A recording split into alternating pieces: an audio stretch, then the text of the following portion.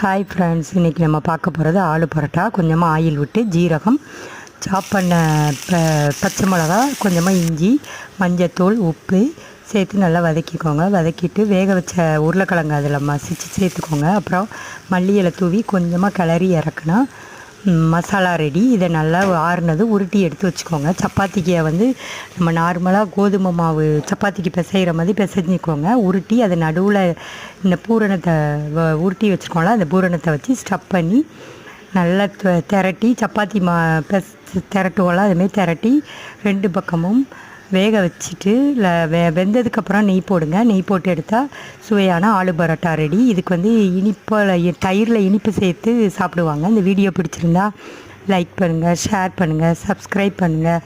Thank you.